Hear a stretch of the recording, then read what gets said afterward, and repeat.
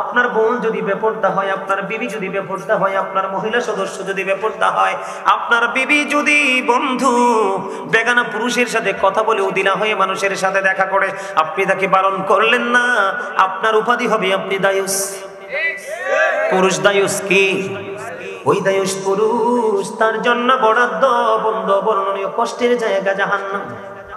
বন্ধুরে আমার, হযরত সালমা রাদিয়াল্লাহু তাআলা আনহা থেকে বর্ণিত, তিনি বললেন মাইমুনা সহ আমি নবীজির দরবারে উপস্থিত ছিলাম। কোথায়? আমার দিকে তাকান। নবীজির দরবারে যখন আমি উপস্থিত হলাম, উপস্থিত হওয়ার পরে দেখলাম উম্মে মাকতুমের পুত্র আব্দুল্লাহ আসতেছে। এবার আমার নবী ডেকে ডেকে বললেন তোমরা এখান থেকে আত্মগোপন করো। এবার আমরা বললাম ইয়া রাসূলুল্লাহ, আব্দুল্লাহ তো অন্ধ। নবীজি বলেছেন আব্দুল্লাহ হয়তো অন্ধ, কিন্তু তোমরা তো অন্ধ না। দেখেন নারীদের পর্দাটা কত গুরুত্বপূর্ণ। আল্লাহ বলেছেন তোমরা ওই জাহিলি যুগের নারীদের মতো তোমরা না বেগানা পুরুষদেরকে তোমাদের রূপ দেখিও না, তোমরা তোমাদের ঘরে বাড়িতে অবস্থান করো। জোরে জোরে কন্যা সুবহানাল্লাহ। দেখেন নারীদের পর্দা কত গুরুত্বপূর্ণ। আপনার একটা নারী একটা পুরুষ, অন্ধ পুরুষ হেঁটে যায় কি করে? বাড়ির আঙ্গিনায় রাস্তায় যেখানে থাকুক না কেন, আল্লাহর নবীর হাদিস অনুযায়ী আপনি কি করতে পারবেন না? অন্ধ পুরুষের দিকেও নজর দিতে পারবেন না। আল্লাহর হাবিব বলেছেন যেখানে কোনো বেগানা নারী থাকে তার মানে তার স্বামী বাড়িতে নাই। কি নাই? যেই নারীর স্বামী বাড়িতে নাই তোমরা ওই নারীর সাথে দেখা করো না। কারণ যেখানে বেগান একজন পুরুষ থাকে, বেগান একজন নারী থাকে, এখানে থার্ড পারসন থাকে শয়তান, তখনই নারী পুরুষ ব্যভিচারে লিপ্ত হয়। ঠিক কিনা বলে? আমি আমার মা বোনদেরকে বলবো যাদের স্বামী বিদেশে আছে অথবা কোনো অফিসিয়াল জব করে, তুমি এক জেলায় তোমার স্বামী আরেক জেলায়, স্বামী বাড়িতে না আসা পর্যন্ত তুমি সুন্দর পোশাক পরিধান করো না, তুমি ভালো করে সাজগোজ করো না, কারণ তোমার দিকে বেগানা পুরুষের দৃষ্টি যাবে। আল্লাহর হাবিবকে প্রশ্ন করা হলো ইয়া রাসূলুল্লাহ দেবর সম্পর্কে আপনি কি বলবেন? আমার নবী বললেন একটা নারী তার দেবরের সাথে দেখা করার চাইতে তার মৃত্যু অনেক ভালো। জোরে জোরে বলেন না নাউজুবিল্লাহ। এখন তো অনেক স্বামী অনেক বিবি আছে বন্ধু, দেবরের চেয়ে স্বামীর চাইতে দেবরের সাথে প্রেম বেশি। আমার কথা বলেন ঠিক না বেঠিক? আল্লাহর হাবিব সরকারে মদিনা তিনি বলে দিয়েছেন আমাদের মধ্যে কিন্তু কিছু মর্দা মহিলা আছে। মহিলা তাদেরকে বলা হয় যারা পুরুষের মতো চলাফেরা করে, পুরুষের মতো পোশাক পরে, পুরুষের বন্ধু জুতা পরে, প্যান্ট শার্ট পরে, তাদেরকে বলা হয় মর্দা মহিলা। আল্লাহর হাবিব সরকারে মদিনা তিনি বন্ধু বলে দিয়েছেন, তিনি বলে দিয়েছেন মর্দা মহিলাদের জন্য জাহান্নাম বরাদ্দ, আর জাহান্নামের মধ্যে তাদের জন্য খাবার বরাদ্দ। কি বরাদ্দ? এই খাবারটার নাম হলো তিনাতুল খাবাল। এদিকে তাকান, খাবারটার নাম কি? তিনাতুল খাবাল। ইয়া রাসূলুল্লাহ, ইয়া হাবিবাল্লাহ, নবী গো, ও প্রাণের নবী, এই তিনাতুল খাবালটা কি গো নবী? আমার নবী বললেন এই তিনাতুল খাবালটা হলো আরেকটা জাহান্নামের নিংড়ানো রক্ত পুজত বা ঘাম। আওয়াজ তুলে বলেন না নাউজুবিল্লাহ। আমার কথা কি বুঝছেন? তার মানে দায়ুস যে মহিলাগুলো হয়েছে তারা পর্দার বাইরে চলে গেছে, স্বামীর কথা অমান্য করেছে, কোরআন হাদিসের কথাকে অমান্য করে তারা দেদারসে চলছে। এখন অনেক মহিলা আছে না জিন্স প্যান্ট পরে। দেখেন আমি আপনাদেরকে হাসার জন্য বলছি না, আমি কিন্তু আমার পুরো পরিবারের চাহিদা মিটাই, আমার পরিবারের পুরো শপিং কিন্তু আমি করি। কোনো মহিলা কিন্তু ঘর থেকে বের হয় না। আমার দিকে তাকান, আমি আপনাদেরকে বলি, দেখেন মার্কেটে গেলে দেখবেন আমরা পুরুষ যারা তাদের একটা শার্ট, একটা প্যান্ট, একটা লুঙ্গি, একটা গেঞ্জি, একটা পাঞ্জাবি ছাড়ার কিচ্ছু নাই। পুরো মার্কেট জুড়ে নারীদের যে 3 piece, 2 piece, 1 piece, Jamdani sari, কাতান শাড়ি, কত ধরনের বেনারসি শাড়ি, দেখেন কত নির্লজ্জ, কত বেহায়া, কত অসভ্য। পুরুষের ছোট্ট ছোট্ট 4টা-5টা পোশাক, এত সুন্দর সুন্দর ডিজাইনেবল পোশাক থাকার পরেও তারা পুরুষের 2-4টা পোশাকের দিকে নজর দিয়েছে। ওই মহিলাগুলো হলো মর্দা মহিলা, তাদের জন্য ভয়ঙ্কর জাহান্নাম বরাদ্দ। দেখবেন মহিলাদের কত সুন্দর সুন্দর জুতা দেখলে চোখ জুড়ে যায়, কত সুন্দর সুন্দর পেন্সিল শু আছে না, হিল আছে না, কত ফ্ল্যাট আছে না, কত ডিজাইনেবল জুতো। এত সুন্দর জুতো থাকার পরেও দেখেন পুরুষের কেস নিয়ে টানাটানি। আল্লাহর হাবিব এই সাবধান হও যুবক, তোমাদেরকে বলছি। আর আমরা পুরুষের মধ্যে কিছু সমস্যা আছে। পুরুষরা দেখি অনেক ছেলেরা লম্বা চুল রেখে নারীদের বেন লাগায়, আছে না নাই?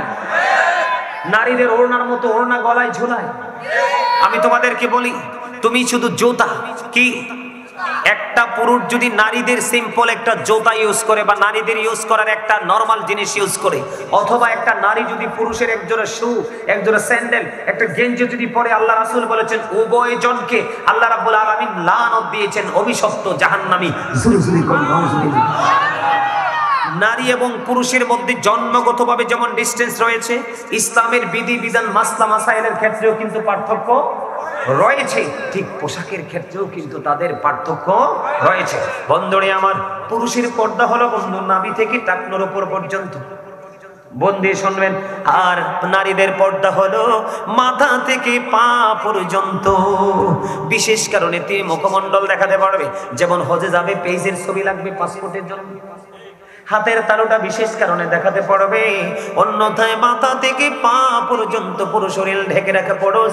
আমি আমার মধ্য বিজয়পুরের মা বোনদেরকে বলবো, গোটা পৃথিবীর আমার মা বোনদেরকে বলবো, আপনাদেরকে অসম্মান করে বলছি না, কোরআন হাদিস এবং বাস্তবতার দিকে তাকিয়ে আমি বলছি। আল্লাহর হাবিব সরকারে মদিনা তিনি বলেছেন, নারীরা হলো গোপনীয় জীব। কি জীব? নারীরা হলো গোপনীয় জীব। তারা যখন ঘর থেকে বের হয়ে আসে বন্ধু, বের হয়ে, তখন শয়তান তাদেরকে দেখা মাত্রই উকি ঝুঁকি দিতে থাকে। আর অন্য পুরুষদেরকে ঘায়েল করার জন্য শয়তান নারীকে রশি হিসাবে ব্যবহার করে। আওয়াজ দিয়ে বলুন না নাউজুবিল্লাহ। বন্ধুরে আমার, নারীরা দেখবেন পেন্সিল শো পরে, পায়ে বন্ধু ঠোঁটের মধ্যে লিপস্টিক দিয়ে, পায়ে আলতা দিয়ে, চুলগুলোকে আওলা ঝাওলা করে, দেখবেন তারা শপিং মলে চলে যায় বন্ধু। শপিং মলে চলে যাওয়ার পরে তারা অন্য পুরুষের আকর্ষণের আওতায় আসে কিনা বন্ধু? মানুষ বলে নারীকে ধর্ষণ করেছে, কলেজ ক্যাম্পাসে ধর্ষণ করে ফেলে রেখেছে, 3 রাস্তার মোড়ে বন্ধু ধর্ষণ করেছে। আপনারা একটা নজির দেখাতে পারবেন না বন্ধু, পর্দা করে চলেছে এমন একটা নারী কোনদিন বাংলাদেশের ইতিহাসে ধর্ষণ হয়েছে? হয়নি। কারণ তুমি যে ল্যাংটা হয়ে, তুমি উদিনা হয়ে, তোমার বডিকে দেখি তুমি চলাফেরা করছো। কেন বলে হুজুর ল্যাংটা শব্দটা তো খারাপ, এটা ইউজ করলেন কেন? এটা ইউজ করেছি আমি নয়, এটা আমার নবী ইউজ করেছেন। আমার নবী, আপনার নবী বলেছেন, যেই নারী পোশাক পরার পরেও তার মাথার চুল দেখা যায়, যেই নারী পোশাক পরার পরেও তার বডি দেখা যায়, যেই নারী পোশাক পরার পরেও তার অঙ্গ দেখা যায়, তোমরা ওই নারীকে কখনোই পোশাক পরিহিত নারী বলো না। ওই নারী হলো ল্যাংটা, ওই নারী হলো উলঙ্গিনী। কারণ নারীদেরকে পোশাক দেওয়া হয়েছে তার পুরো শরীরটাকে ঢেকে রাখার জন্য, এটা তার ফরজ। যেই মহিলা এই ফরজটাকে, আল্লাহর হুকুমটাকে মানলো না, হাদিস শরীফের অর্ডারকে মানলো না, তারা এবং আল্লাহ এবং আল্লাহর হাবিবের অর্ডারকে অমান্য করলো, তারা কখনোই ইসলাম প্রিয় হতে পারে না। বন্ধুরে আমার দিকে তাকান।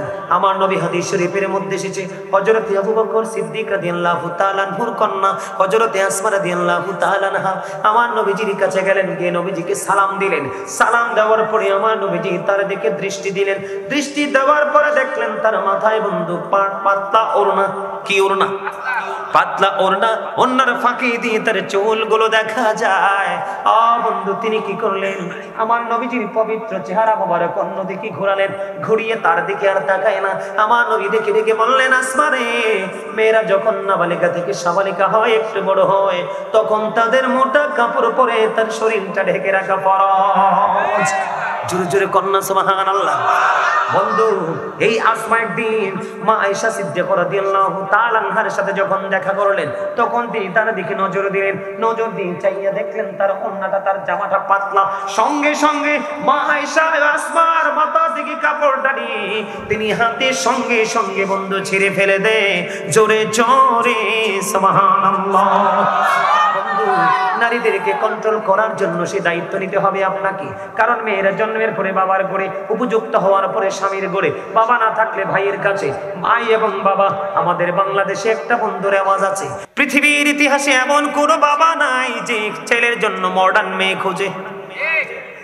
আমার কথা বুঝবেন আমি কি বলতে চাই। প্রত্যেকটা বাবা তার সন্তানের জন্য মডার্ন বউ খোঁজে না, নামাজি বউ খোঁজে। নামাজি বউ খোঁজে। এখানে সমস্যা হলো আপনি আমি একদিকে সচেতন, আরেকদিকে অসচেতন। আমি আজকে আপনাদেরকে বলে দেই, মধ্যম বিজয়পুরের মানুষ, গোটা পৃথিবীর আমার মা বোনদেরকে বলবো গো, যারা মা হয়েছেন, বাবা হয়েছেন, তাদেরকে আমি বলবো প্রত্যেকটা ঘরে ঘরে পর্দাশীল মেয়ে তৈরি করে তখন নামাজি বউ খুঁজতে হবে না। মেয়েকে পাঠিয়ে দিলেন শপিং মলে, বউ বানিয়ে আনতে চান নামাজি, কেন বুঝেন না? প্রত্যেকটা বাবার ঘর থেকে মেয়ে তো বউ হয়ে আরেকটা বাবার ঘরে যায়। প্রত্যেকটা বাবার ঘরে যদি মডার্ন মেয়ে তৈরি হয় তাহলে অটোমেটিক্যালি মডার্ন বউ ঘরে যাবে। ভালোবাসতে নবী বারবার বলেছেন, রাসূল বলেছেন প্রাণ উজাড় করে ভালোবাসো। যখন তুমি ভালোবাসতেই থাকবা, বাসতেই থাকবা, তোমার শত্রু একদিন তোমার প্রিয় হয়ে যাবে। কারণ আমার নবী যদি তার ডান বামের মানুষগুলোর সাথে যদি কঠোর হতেন, নবীজি যদি শক্ত ব্যবহার করতেন, তাহলে তারা ধীরে ধীরে নবীর প্রিয় হতো না। ঠিক কিনা বলে? বন্ধু, কঠিন ভাষা শাসন করার অধিকার আছে, কিন্তু মিসবিহেভ করা যাবে না, খারাপ ব্যবহার করা যাবে না, দুর্ব্যবহার করা যাবে না। হযরত আবু হুরায়রা রাদিয়াল্লাহু তাআলা থেকে হাদিস কানা বর্ণিত, আমার নবীজি বলেছেন, আমার নবীকে একজন প্রশ্ন করলেন, ইয়া রাসূলুল্লাহ, ইয়া হাবিবাল্লাহ, নবী গো, ওই ব্যক্তিটা অনেক বেশি নামাজ পড়ে, অনেক বেশি রোজা করে, অনেক বেশি দান সদকা করে, ইয়া রাসূলুল্লাহ, তার ব্যবহার এত খারাপ, তার ব্যবহারে মানুষের কলিজায় ব্যথা লাগে। আমার নবী বলে দিলেন সে জাহান্নামী। এবার একজন মহিলার দিকে ইঙ্গিত করে প্রশ্নকারী বললেন, ইয়া রাসূলুল্লাহ, ইয়া হাবিবাল্লাহ, নবী গো, ওই মহিলা বেশি নফল নামাজ পড়তে পারে না, বেশি ইবাদত করতে পারে না, বেশি দান সদকা করতে পারে না, ইয়া রাসূলুল্লাহ, তার ব্যবহার এত মিষ্টি, এত মধু, তার ব্যবহারে মানুষের কলিজা ঠান্ডা হয়ে যায়। আমার নবী একটা সেকেন্ড দেরি করলেন না, আমার নবী বলে দিলেন সে জান্নাতি। বন্ধু, শক্ত ভাষা কি করা যাবে না, প্রয়োগ করা যাবে না। আমি আমার মূল আলোচনায় যাব, আর একটু আপনাদেরকে বুঝিয়ে আপনারা যেন অ্যাক্টিভ হতে পারেন, এক্সপেরিয়েন্স ম্যান হিসাবে আপনাদেরকে যেন আমি প্রিপেয়ার করতে পারি, প্রস্তুত করতে পারি। বন্ধু, আবার বলছি, মনটা দিয়ে শুনবেন, মানুষের দেহ আসল নয়, তার আসল হলো তার আত্মা। আপনার দেহ এখানে আছে, মন এখানে নাই, এখানে বসে আপনার কোনো ফায়দা হবে না। আমি আপনাদেরকে ছোট্ট করে এক্সাম্পল দিই। এই যে আমরা ডানে বামে বসে আছি, একজন আরেকজনকে কি বলি? মানুষ। ইংলিশে যদি বলি ম্যান অথবা পারসন, আরবিতে যদি বলি, আল্লাহর ভাষায় যদি বলি, আল্লাহ বলেছেন ইয়া আইয়ুহান নাস, আবার কখনো বলেছেন ইয়া আইয়ুহাল ইনসান। মিনিং কিন্তু একটাই, অর্থ কিন্তু একটাই, মানুষ। এই মানুষ কোনটাকে বলে জানেন? মাথা থেকে পা পর্যন্ত বডি স্ট্রাকচারটার নাম হলো মানুষ। বন্ধু, এই মানুষটাকে যিনি পরিচালনা করছে, ওই মানুষটাকে আজও আই বডি দেখিনি, কোনদিন দেখবেও না। কোন দিন প্রবেশ করেছে সেটাও আপনি আমি জানি না, আবার কোন দিন মনের অজান্তে এই খাঁচা ছেড়ে উড়াল দিবে সেটাও জানি না। সেটাকে আল্লাহর কোরআনের ভাষায় বলা হয় রূহ, ইংলিশে এটাকে বলা হয় সোল, বাংলাতে এটাকে বলা হয় আত্মা। আল্লাহ বলেছেন কুলির রূহু মিন আমরি রাব্বি, আল্লাহ বলেছেন say the soul is the order of my Lord. আল্লাহ বলেছেন first tense, present tense, future tense, অতীত, বর্তমান, ভবিষ্যৎ। একদিন আমরা ছিলাম না, আজকে আছি, আরেকদিন আমরা থাকবো না। বন্ধু, একটা বার কি প্রশ্ন করেছেন নিজের বিবেককে? কেনই ফর্মালিটি, কেন বা এই সিস্টেম? এটার কারণটা কি? একদিন আমরা ছিলাম না, আজকে আছি, আবার একদিন থাকবো না। সমস্যা, পার্থক্যটা কোথায়? পার্থক্যটা হলো ওই যে খাঁচার ভিতর চিন পাখি, এটা যতদিন থাকবে ততদিন আপনি আমি আছি। যেদিন এই পাখি আপনাকে আমাকে ছেড়ে চলে যাবে, সেদিন আপনি আমার নামের আগে একটা শব্দ যুক্ত হবে, মরহুম। কথা বলেন না কেন? তার মানে he is dead, I am a dead, you are dead. আপনি আমি আমরা সবাই মৃত। মরার পরে ঠিকানা কোথায়? কবর এত ভয়ঙ্কর। আল্লাহ রাব্বুল আলামিন বলেছে, বান্দা এখনো সময় আছে, আমার প্রিয় গোলামদের সাথে যুক্ত হও, নিজের জীবনের চিন্তার পরিবর্তন ঘটাও। কারণ এই দুনিয়াতে তুমি টাকা দিয়ে, পয়সা দিয়ে, ঘুষ দিয়ে সব লুকাতে পারো, কিন্তু দুচোখ খাটার পরে কোনো লুকাতে পারবে না। কোরআন শরীফ আমার সামনে 30 পারা সূরা ইনফিতরের মধ্যে আল্লাহ বলেছেন, ওয়া ইদাল কুবুরু বুসিরাত আলিমাত নাফসুম মা কদ্দামাত ওয়া আখখারাত। জোরে জোরে বলুন না আল্লাহু আকবার। ও মধ্যম বিজয়পুরের মানুষ, ও মধ্যম বিজয়পুর পূর্বপাড়া, মধ্যম বিজয়পুর পূর্বপাড়া সমনি মাদ্রাসা প্রাঙ্গণ বা পূর্বপাড়ার মানুষ, আমার ভাই, আমার বাবারা, আমার মা বোনেরা, আমি সবাইকে ডেকে ডেকে বলবো, হৃদয়ের জানালা করে শোনো। তুমি যখন কবরে যাবে, কবর একদিন ওপেন হয়ে যাবে রে। আমার আল্লাহ বলে দিয়েছে, বান্দা সেদিন তুমি কি করেছো আর কি করনি, সব তোমার সামনে প্রকাশ করে দেওয়া হবে।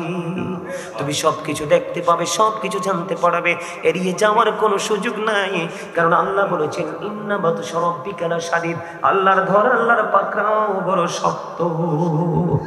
ঠিক কিনা বলেন বন্ধু? আমি যদি যাইতেই থাকবো, মূল জায়গায় যেতে পারবো না। আপনারা কি আমাকে একটু সময় দিবেন? আপনাদের যে হুজুর দাওয়াত দিয়েছেন, অত্যন্ত ভালোবেসে দাওয়াত দিয়েছেন, আমিও হৃদয় থেকে আলোচনা করতে এসেছি বন্ধু। আপনারা আমার দিকে তাকান। আল্লাহ বলেছেন, ফাযকুরুনি আযকুরুকুম ওয়াশকুরুলি ওয়ালা তাকফুরুন। আল্লাহ বলেছেন, remember me then I will remember you.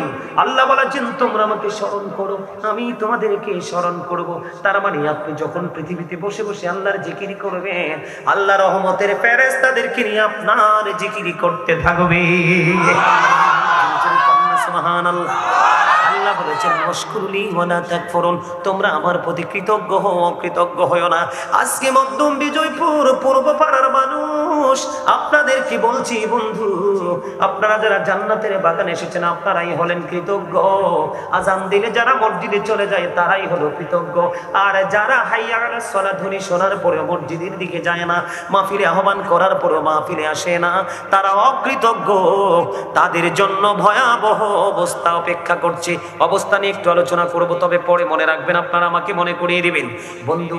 আল্লাহ বলেছেন, ইয়া আইয়ুহাল্লাযীনা আমানু যিকুরুল্লাহা যিকরান কাসীরা ওয়াসাব্বিহুহু বুকরাতাও ওয়াসীলা। আল্লাহ বলেছেন, ঈমানদারগণ, তোমরা বেশি বেশি করে আমার জিকির করো, সকাল থেকে সন্ধ্যা আল্লাহর পবিত্রতা ঘোষণা করো। ওয়ার্ডার কার? এবার জিকিরটা করতে হবে কেমনি? ফাযকুরুল্লাহা কিয়ামান, দাঁড়িয়ে আল্লাহর জিকির করো, কুউদান, বসে আল্লাহর জিকির করো, ওয়া আলা যুনুবিকুম, শুয়ে শুয়ে জিকির করো। তারপরেও জিকির থেকে দূরে থাকা যাবে না। বন্ধুরে আমার নবী, আপনার নবী তো জাহানের বাদশা নবী, তিনি বললেন, যখন তোমরা জান্নাতের বাগানে আসা যাওয়া করো, তখন ওখান থেকে তোমরা কিছু ফল খেয়ে নিও। ইয়া রাসূলুল্লাহ, ইয়া হাবিবাল্লাহ, নবী গো, ও প্রাণের নবী, জান্নাতের ফলটা কি গো? আমার নবী বলেছেন, সুবহানাল্লাহ ওয়াল হামদুলিল্লাহ লা ইলাহা ইল্লাল্লাহ, সুবহানাল্লাহ ওয়াল হামদুলিল্লাহ লা ইলাহা ইল্লাল্লাহ, লা ইলাহা ইল্লাল্লাহ, লা ইলাহা ইল্লাল্লাহ। ও নবী, আমার নহরের পুতুল, জগৎ করলে ও জালা। নবী, আমার নহরের পুতুল, জগৎ করলে ও জালা। রোজ হাসরে করবেন তিনি উম্মতের ফয়সালা। সুবহানাল্লাহ আলহামদুলিল্লাহ লা ইলাহা ইল্লাল্লাহ, লা ইলাহা ইল্লাল্লাহ, লা ইলাহা ইল্লাল্লাহ। আরশি কুরসি লৌহ কলম সৃষ্টি যাহার ওসিলা। আরশি কুরসি লৌহ কলম সৃষ্টি যাহার ওসিলা। নিজে আল্লাহ খুশি হইয়া নাম রাখিলেন হাবিবুল্লাহ। সুবহানাল্লাহ আলহামদুলিল্লাহ লা ইলাহা ইল্লাল্লাহ, সুবহানাল্লাহ আলহামদুলিল্লাহ লা ইলাহা ইল্লাল্লাহ, লা ইলাহা ইল্লাল্লাহ, লা ইলাহা ইল্লাল্লাহ। নামের সাথী নবমি সাইয়া যারে আল্লাহ পাঠাইলা নামের সাথী নবমি সাইয়া যারে আল্লাহ পাঠাইলা যে আল্লাহ দোস্ত বলে তাহার প্রেমে মজিলা সুবহানাল্লাহ আলহামদুলিল্লাহ লা ইলাহা ইল্লাল্লাহ সুবহানাল্লাহ আলহামদুলিল্লাহ লা ইলাহা ইল্লাল্লাহ লা ইলাহা ইল্লাল্লাহ মুহাম্মাদুর রাসূলুল্লাহ সাল্লাল্লাহু আলাইহি ওয়াসাল্লাম। বন্ধুরে আমার, প্রত্যেকটা মেশিনকে ক্লিয়ার করার একটা যন্ত্র থাকে কি থাকে না? আমার নবী, আপনার নবী তো জাহানের বাদশা নবী, তিনি বলে দিয়েছে প্রত্যেকটা মেশিনকে, প্রত্যেকটা জিনিসকে ক্লিয়ার করার একটা যন্ত্র থাকে। ঠিক তেমনি মানুষের মনের গলের ময়লা দূর করার যন্ত্র হলো মাওলার জিকির। জিকির ইজ দা হার্ট মেডিসিন। জিকির হলো হার্টের ঔষধ। এই জ্যাকেটওয়ালা, stand up, you stand up, দাঁড়াও। এই তুমি দাঁড়াও, আসো আমার কাছে, আসো এদিকে আসো। হ্যাঁ, তাড়াতাড়ি কুইকলি আসো, এদিকে আসো, এদিক দিয়ে বসো। তুমি হইছো স্বাস্থ্য ভাই না, তুমি পিস্তল ভাই। কি ভাই? ডিস্টার্ব। পিস্তল মানেই তো ডিস্টার্ব না। যার দিকে উঠবে তার কপাল ফুটো হয়ে যাবে, ঠিক না? ভালো করছি না কাজটা? একটা যুবতী মেয়ের সাথে থাকে একটা শয়তান, আর একটা যুবকের সাথে থাকে 10টা শয়তান। এটা আমার কথা নয়, হাদিস শরীফের কথা। এই জন্য তাকে ডেকে আমি আমার সামনে নিয়ে আসছি, কারণ এটা তার দোষ না, তার বয়সের সাথে এই শয়তান কাজ করে। এই জন্যই আপনাদেরকে বলছি, আপনারা কাছাকাছি হয়ে বসেন, শয়তান যেন আপনাদেরকে অসহসা দিতে না পারে, আর পলকহীন দৃষ্টি যেন আমার দিকে থাকে। আপনারা কি কষ্ট পাইছেন স্যার এখানে নিয়ে আসার পর? আমার সামনে যদি এখন 1 লক্ষ মানুষ থাকতো, 1 লক্ষ মানুষকে আমার 2 চোখের মণিতে বন্দি করে আমি আলোচনায় ঢুকতাম। এটাই আমার ধর্ম। আপনারা অনলাইনে দেখবেন, দয়া করে আমাকে পছন্দ করে নয়, শুধু ডিসিপ্লিনটা দেখার জন্য লক্ষ লক্ষ মানুষ আমার প্রোগ্রামে আসে। দেখবেন বিন্দু পরিমাণ কোনো বেয়াদবি নেই, কারণ বক্তা যেমন তার শ্রোতাও, ঠিক কিনা বলে? গাছ যেমন তার ফলও তেমন, পিতামাতা যেমন তাদের ওদর এবং ওরসের সন্তানও তেমন, ঠিক না? বন্ধুরে আমার, আমি আলোচনা করতে চাই, লাইনটাকে ক্রস করতে চাই না, কারণ সময় খুবই অল্প, কাজ অনেক বেশি। বন্ধু, তোমরা মনে করো পৃথিবী সুন্দর, তোমরা মনে করো দুনিয়াটা সুন্দর। বন্ধু, দুনিয়া সুন্দর নাই রে, ইসলামের পুরোই প্রতিকূলে চলে গেছে। সকাল থেকে বিকাল পর্যন্ত ইসলামের রঙে রঙিন মানুষ পাওয়া খুবই মুশকিল। বিশেষ করে এই যে ইয়াং যুবকেরা, তারা একেবারে 100% না 99% ধ্বংসস্তূপে পরিণত হয়ে গেছে। কারণ বন্ধু, মুরব্বীদের অন্তর খুঁজলে বন্ধু আছে ভালোবাসা ভরা। বর্তমান যুবক যুবতীদের অন্তর খুঁজলে দেখা যায় হিংসা, নোংরামি আর আত্মগরিমায় ভরা। যুবকদের কি শুধু ধ্বংস করে দিয়েছে, তারা কিন্তু গুড ক্যারেক্টার থেকে ক্যারেক্টারলেস হয়ে গেছে। উত্তম চরিত্রবান সন্তান থেকে চরিত্রহীন সন্তান হয়েছে।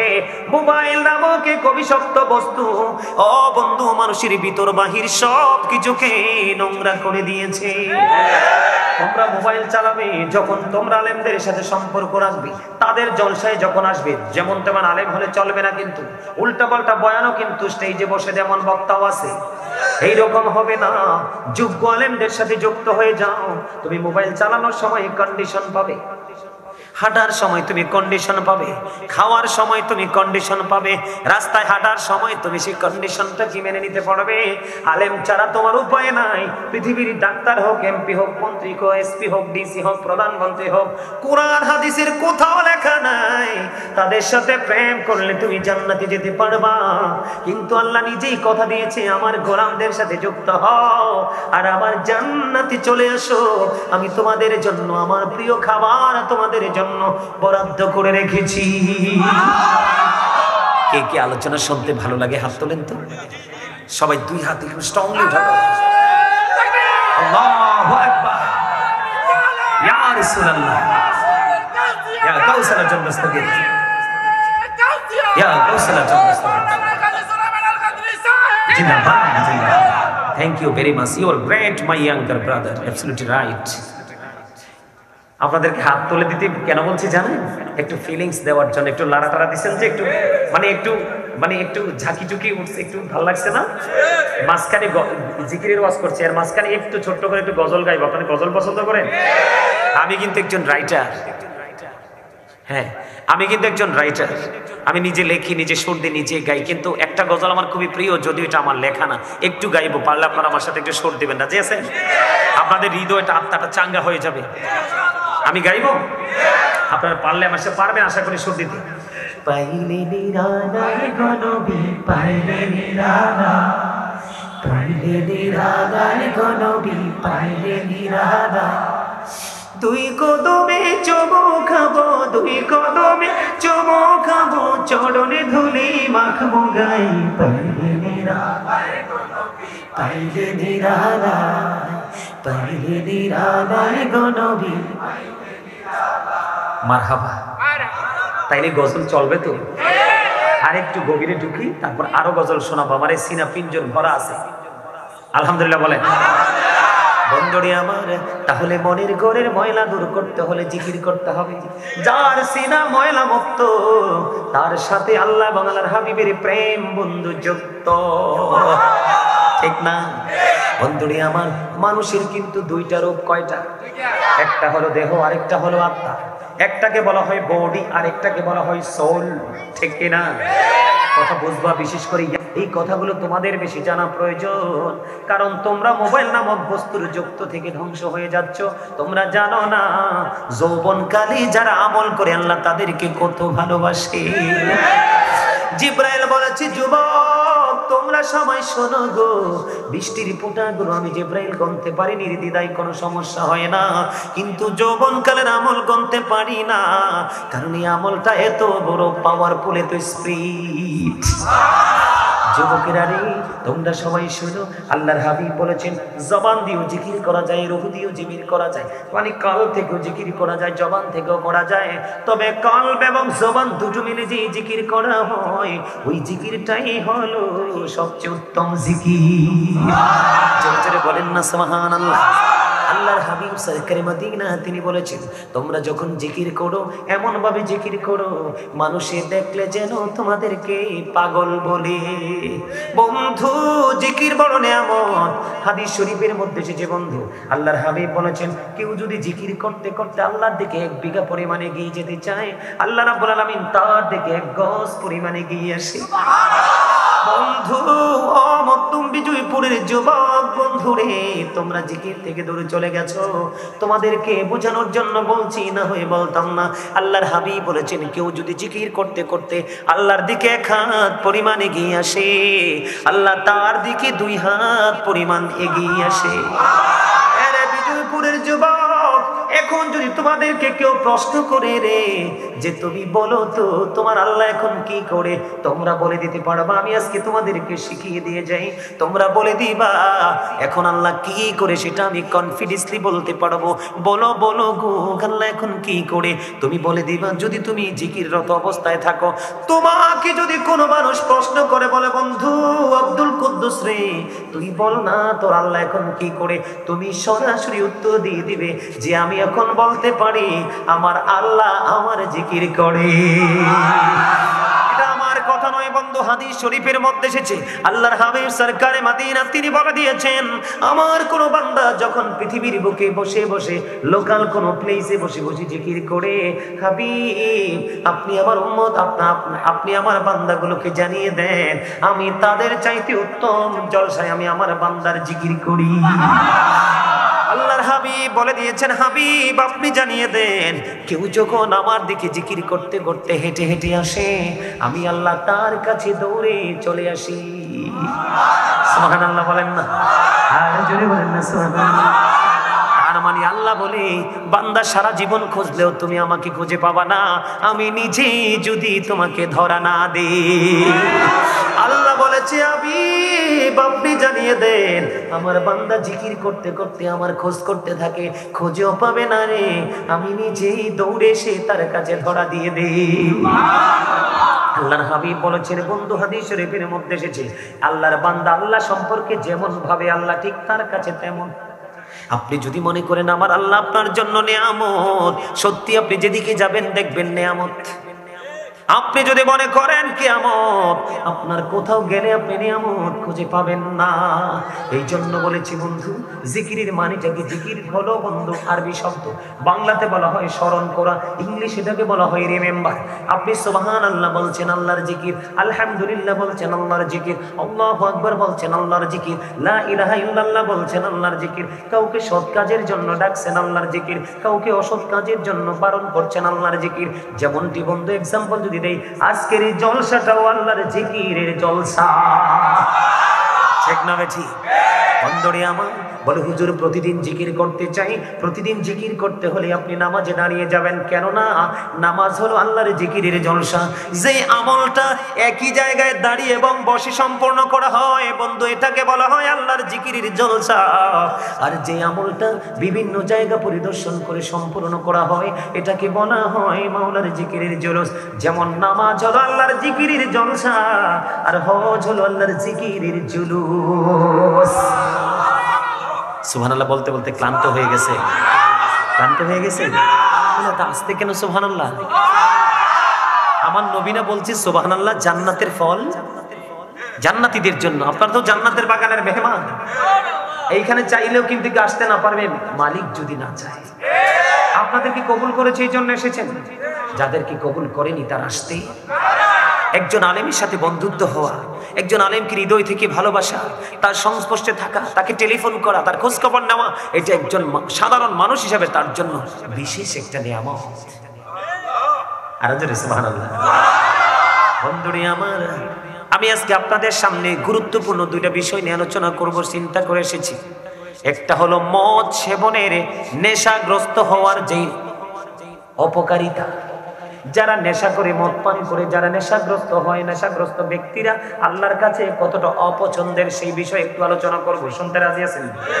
আরেকটা বিষয় হলো নারী এবং পুরুষ, যুবক এবং যুবতী উভয় বন্ধু পর্দা হারিয়ে ফেলেছে। একটু পর্দা নিয়ে ওয়াজ করবো, রাজি আছেন? শুনতে ছোট্ট ছোট্ট টপিক আকারে, যেমন দুরুদ নিয়ে ছোট্ট টপিক, জিকির নিয়ে ছোট্ট টপিক, আনুষঙ্গিক আরো কথা তো আছেই, কিন্তু মূল আজকে আলোচনা করেছি দুইটা বিষয় নিয়ে আলোচনা করব, সিদ্ধান্ত করেছি।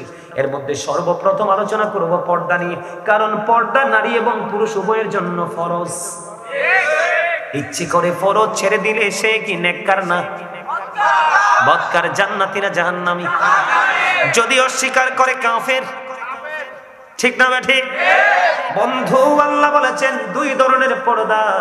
আমার দিকে দেখান, পুরুষের সম্পর্কে আল্লাহ এক ধরনের ওয়াজ করেছেন, নারী সম্পর্কে পর্দার এক ধরনের ওয়াজ করেছেন। আল্লাহ বলেছেন, ইয়া বানি আদম কদ আনজালনা আলাইকুম লিবাসান ইউয়ারি সাওআতিকুম ওয়া রিশান ওয়া লিবাসুত তাকওয়া যালিকা খায়র। জোরে জোরে আল্লাহু আকবার। এটা হলো পুরুষের পর্দার ওয়াজ, আর নারীদের পর্দার ওয়াজ করেছেন আল্লাহ। কি বলবো? ওয়াকরনা ফি বুয়ুতিকুন্না ওয়ালা তাবাররাজনা তাবাররুজাল জাহিলিয়াতিল উলা। এখনকারটা হলো বন্ধু নারীর পর্দার ওয়াজ। একটু আগে যেটা বললাম সেটা হলো পুরুষের পর্দার ওয়াজ। সারা জীবন বন্ধু যুবক তোমরা শুধু নারীদের পর্দার ওয়াজ শুনেছো, আজকে তোমাদেরকে শোনাবো শুধুমাত্র একটা কারণে, তোমরা আমার প্রিয় রে, তোমরা আমার খুব স্নেহের। কারণ এখানে যারা আছো ম্যাক্সিমামই তোমরা আমার স্টুডেন্টদের তুল্য। যেমন এটা আমার ছাত্র, আবার আমার ছোট ভাই, সে সিসিএন ইউনিভার্সিটিতে পড়ে। আজকে বলছে ভাইয়ের সাথে ওয়াজে যাবো, আসতে সময় পায় না। আজকে বলছি তুই চল, আমার সাথে চলে আসছে। এই জন্য বলছি আপনাদেরকে বন্ধু, আমার দিকে তাকান। আমি কি বলতে চাই যুবক, এটা তোমাদের জন্য গুরুত্বপূর্ণ একটা মেসেজ। এই জন্য আমি আজকে ওয়াজের শিরোনাম করেছি কি, ইয়া আইয়ুহাল্লাযীনা আমানু কু আনফুসাকুম ওয়া আহলিকুম নার। আল্লাহ বলেছেন, ও believers, save yourself and your families from the fire. আল্লাহ বলেছে, ঈমানদারগণ তুমি জাহান্নাম থেকে বাঁচো এবং তোমার পরিবারকেও জাহান্নাম থেকে বাঁচাও। আল্লাহ বলেছে মুমিনদেরকে, তোমরা জাহান্নাম থেকে বাঁচো এবং তোমাদের পরিবারকেও জাহান্নাম থেকে বাঁচাও।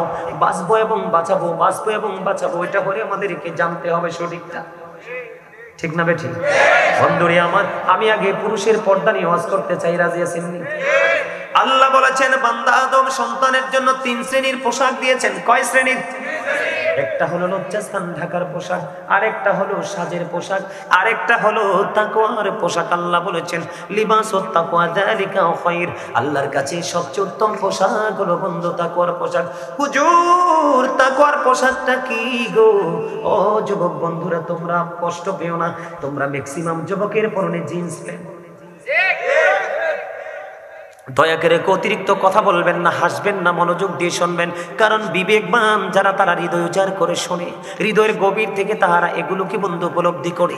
আমার দিকে তাকান, ম্যাক্সিমাম যুবক ভাইদের পরনে দেখা যায় কারো পরনে লাল, কারো পরনে কালো, কারো পরনে গ্রিন, আছে না নাই? এই জিন্স প্যান্ট তোমরা জানো না, এটা 100% অভিশপ্ত পোশাক। বুখারী শরীফের মধ্যে এসেছে রে বিজয়পুরের যুবক, কেমন করে বুঝাইলে তোমরা বুঝবা। বুখারী শরীফের মধ্যে এসেছে যেই যুবকের উপর দিয়ে পোশাকটা থাকবে নাভির নিচে, নিচে দিয়ে পোশাকটা থাকবে টাকনুর নিচে, ওয়াল্লাহি ওয়াল্লাহি ওয়াল্লাহি আল্লাহর কসম করে বলছি রে, বুখারী শরীফের মধ্যে এসেছে শুধু একটা পোশাকের কারণে ওই যুবক নামাজ পড়ার পরেও সে জাহান্নামে যাবে। হুজুর কে জানতে বড় মনে চাই গো, কেন গো হুজুর তারা জাহান্নামে যাবে? কারণ পুরুষের পোশাকটা যে ফরজ বললাম, পর্দাটা ফরজ, এই পর্দাটা কোথায় থেকে কোথায় সীমাবদ্ধতা আমি দিব বন্ধু? আমি তোমাদেরকে বলছি, আমার দিকে সবাই তাকাও। এই যে উপর দিক দিয়ে ইমানদার পুরুষের লুঙ্গি হোক, প্যান্ট হোক, পায়জামা হোক, টাইজার হোক, আর যেটাই হোক, উপর দিয়ে থাকতে হবে নাভি বরাবর অথবা নাভির উপর, কিন্তু কোনোভাবে নাভির নিচে যেতে পারবে না, নিচের দিক দিয়ে থাকতে হবে টাকনুর উপরে। এই নাভি থেকে এই নাভির উপরে এবং টাকনুর উপরে একটা পোশাক পরা, এটা এই পোশাকটা পরা পুরুষের জন্য পর্দা, এটাই হলো তার জন্য, তোমার আমার জন্য ফরজ। এটা কি? এখন আপনারা বলেন যুবকদের জিন্স প্যান্টটা কি নাভির নিচে থাকে না উপরে?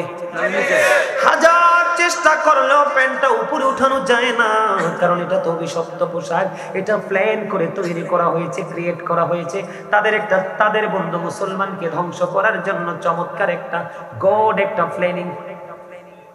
একটা কই জি বলে তোমাকে পোশাক জাহান্নামে নিয়ে যাবেন, গড বলছি ভালো, এটা কি ভালো প্ল্যানিং? তুমি কেন বুঝো না? আমি একটু তোমাদেরকে একটু ট্রাই করার জন্য বলছি। সবাই কিন্তু চুপ, একজন বলে ফেলছে মিস্টেক, জাস্ট, তাই না? Slip of tongue. আমার দিকে তাকানো বন্ধু, সময় খুবই অল্প, কাজ অনেক বেশি। আমি আপনাদেরকে বলে দিতে চাই, বলে হুজুর এই পোশাকটা তৈরি করলো কে? এই পোশাকটা তৈরি করেছে বন্ধু বেঈমান কাফেরেরা। সর্বপ্রথম কোন মুমিন এই পোশাক তৈরি করেনি, বাংলাদেশ তৈরি করেনি। বলে হুজুর সমস্যাটা কোথায়? আমি তোমাদেরকে বলি, আমরা যখন ব্রাশ করি, কি করি? আমরা এখন ব্রাশ করি, এই ব্রাশ কিন্তু আমাদের জন্য নয়, আমাদের জন্য ছিল মেসওয়াক। কে রে আমাদের হাত থেকে মেসওয়াকটা কেড়ে নিয়ে গেল? এই মেসওয়াকটা কেড়ে নিয়েছে বেঈমানেরা, কৌশল করে হাতে ব্রাশ তো ধরিয়ে দিল। আমাদের হাত থেকে নবীর প্রেমের সুন্নাহ মেসওয়াক হারিয়ে গেল।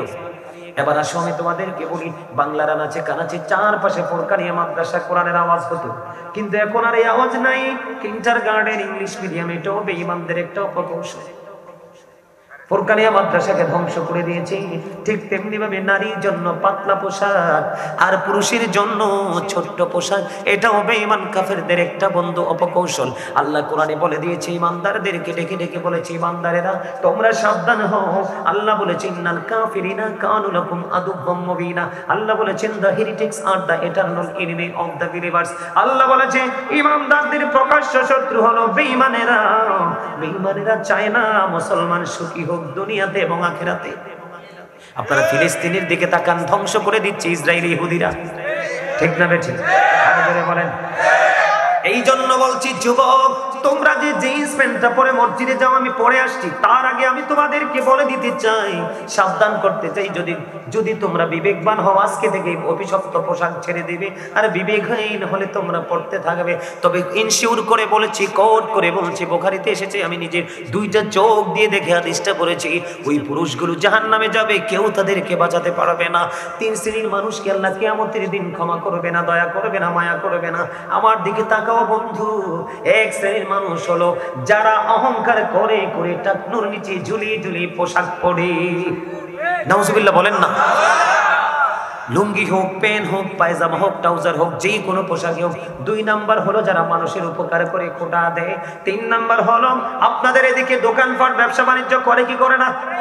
দোকানদাররা কৌশলে কাস্টমারকে ঠকায় কিনা? পচা জিনিস দিয়ে দেখ কাস্টমারের মনের অজান্তে দেয় কি দেয় না?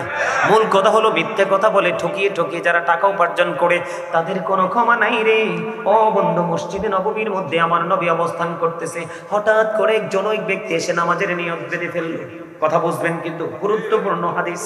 তিনি নিয়ত বেঁধে ফেললেন। নিয়তটা বাঁধার পরে আমার নবী ডাক দিয়ে বললেন, তুমি ওযু করে আসো। লোকটা তো নিয়ত বেঁধে ফেলেছে, তিনি নামাজ নিয়ত ভেঙে ওযু করতে গেলেন। ওযু করে এসে তিনি আবার বন্ধ নামাজের নিয়ত বাঁধলেন। আল্লাহর হাবিব বললেন, তুমি ওযু করে আসো। তিনি তো নামাজের নিয়ত বেঁধে ফেলেছে, আবার নামাজের নিয়ত ভেঙে তিনি ওযু করতে গেল। ওযু শেষ হওয়ার পরে বন্ধু আবার তিনি নামাজে এসে দাঁড়ালেন ওযু করে এসে। তৃতীয়বার বললেন ওযু করতে, ওযু করে এসো। আরেকজন নবীকে প্রশ্ন করলেন, ইয়া রাসূলুল্লাহ, ইয়া হাবিবাল্লাহ, নবী গো, ও প্রাণের নবী, বারবার কেন বলছেন ওযু করার জন্য?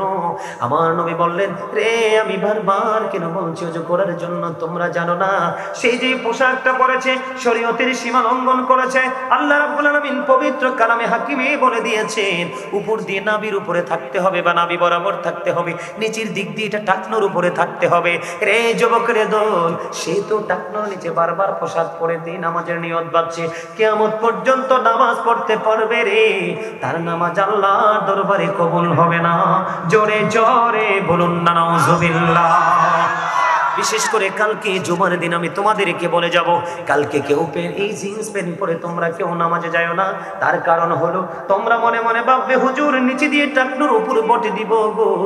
আমার প্রশ্ন হলো, নিচটা তুমি বটে না হয়ে উপরে উঠাইয়া দেবা, কিন্তু কোমরটাকে উঠাইবার কোনো ক্ষমতা নাই, কারণ এটা জন্মই হয়েছে ছোট্ট হয়ে। ঠিক কিনা বলে? হুজুর ঢাকা থাকবে, ঢাকা থাকলেও তোমাকে মনে করতে হবে আল্লাহ বলেছে বরাবর বা উপরে রাখো। তোমার ইখতিয়ার নাই এটাকে নিচে রাখার। নিচে রাখা মানেই হলো আল্লাহর অর্ডারকে তুমি উপেক্ষা করা। ঠিক কিনা বলেন? আমার কথা কি আপনাদের বুঝে আসে? এবার হযরতে আবু বকর সিদ্দিক রাদিয়াল্লাহু তাআলা প্রশ্ন করলেন, ইয়া রাসূলুল্লাহ, নবী গো, প্রাণের নবী, জানতে বড় মনে চায় গো, আমি সব সময় আমার পোশাকটা টাকনোর উপর রেখে পরি গো নবী, মনের অজান্তে টাকনোর নিচে চলে আসে। ইয়া রাসূলুল্লাহ, আমি কি সাজার অন্তর্ভুক্ত হব? আমার নবী বললেন, না না, যারা ইচ্ছে করে জেনে বুঝে টাকনোর নিচে পড়ে তারা সাজার অন্তর্ভুক্ত, কিন্তু যাদের পোশাকটা টাকনোর নিচে চলে যায়, মনে যখন হয় আবার তারা উপরে উঠায়, তাদের জন্য কোনো সাজা নাই। আমি তোমাদেরকে বলি যুবক, তোমরা যে টি শার্ট পরে যাও, একটা গোল গলার হলা গেঞ্জি পরে যাও, তোমরা জানো না তোমরা যখন রুকুতে যাও, তোমরা রুকুতে যাওয়ার পরে রুকুতে যখন যাবে 100% বলছি রে, পিছনের কাতার থেকে নিশ্চিত তোমার লজ্জাস্থান মানুষ দেখতে পায়। কথা বলেন না কেন? আমার কথা কি আপনাদের বুঝে আসে? এটা আমার কথা না, কোরআন হাদিস থেকে সংগ্রহ করা বন্ধু। যার লজ্জা নাই তার ঈমান নাই, যার ঈমান নাই তার আমল করে কোনো লাভ নেই। কথা বলেন না কেন? কখনো কোনো মুমিন তার এই গোপন অঙ্গ অন্যকে দেখাইতে পারে না। এখন দেখাইলে সমস্যাটা কি? তোমার গোপন জায়গা ঢেকে রাখার জন্য আল্লাহ পোশাক দিয়েছে। কারণ আল্লাহ রাব্বুল আলামিন বলে দিয়েছেন, বলবো লাকাদ খালাকনাল ইনসানা ফি আহসানি তাকওয়িম। আল্লাহ মানুষকে সুন্দর করে বানিয়েছে, এই সুন্দর মানুষকে আরো সুন্দর রাখার জন্য পোশাক দিয়েছে, তুমি লজ্জাস্থান দেখানোর জন্য না। এরে মধ্যম বিজয়পুরের যুবক, হৃদয় খুলে শোনো বন্ধু। ও বন্ধু, কথাগুলো উড়িয়ে দিও না, অত্যন্ত ভয়ঙ্কর এই পোশাকটারে। তুমি যখন নামাজে গেলা, রুকু গেলা, পিছনের কাতার থেকে আরেকজন তোমার লজ্জাস্থানটা দেখতে পাইলো, আর ওই ব্যক্তির ক্ষতি হলো কি? ওই ব্যক্তির ক্ষতি হলো তার চোখের জিনা হয়েছে। কারণ জিনা না আইনুন নাজরু, চোখের জিনা হলো, চোখের পাপ হলো নোংরা জিনিস দেখা। এখন তুমি তোমার গোপন লজ্জাস্থান দেখিয়ে রেখেছো, চোখের কাজ কি দেখা নাকি বন্ধ করে রাখা? তুমিও পাপী, তুমিও জাহান্নামী, আরেকজনকেও তুমি জাহান্নামী বানিয়েছো। এই জন্য বলছি আগামী কালকে জুমার দিন বিজয়পুরের যুবক, তোমরা জিন্স প্যান্ট অভিশপ্ত পোশাক ছেড়ে দিও। আগামী কালকে থেকে বলো, হুজুর আমরা তো অফিসিয়াল জব করি, সমস্যা নাই, দর্জি দোকানে যাবে, তোমরা দর্জি দোকানে গিয়ে মাজা বরাবর মাপ দিয়ে প্যান্ট বানাবা, শু পরবা, টাকনোর উপরে প্যান্টটা থাকবে। দেখবে তুমি এইভাবে একটা প্যান্ট পরে তুমি ছবি তুলে তোমার আপনজনকে দেখাবা, অথবা এইভাবে প্যান্টটা পরে তোমার ঘরের সদস্যকে দেখাবা, জিন্স প্যান্টটা পরে ঘরের সদস্যকে দেখাবা। তাদেরকে বলবে তোমরা বিচার করো আমার ওই পোশাকটা সুন্দর নাকি জিন্স প্যান্টটা সুন্দর। আমি 100% কনফিডেন্সলি বলছি, তোমার ফ্যামিলির মানুষ বলবে যে এই পোশাকটা নাভি বরাবর এবং টাকনোর উপরে এটাই সবচেয়ে বেস্ট, কারণ এই পোশাকটা হলো শরীয়ত সম্মত, আল্লাহর দেখানো পোশাক। বন্ধুরে আবার সময় খুবই অল্প, আমি আবার নারীর পোশাকের দিকে যাবেন তো। আল্লাহ রাব্বুল আলামিন বলেছেন, নকরনা ফি বুয়ুতিকুন্না ওয়ালা তাবাররাজনা তাবাররুজাল জাহিলিয়াতিল উলা। আল্লাহু আকবার, জোরে বলেন আল্লাহু আকবার।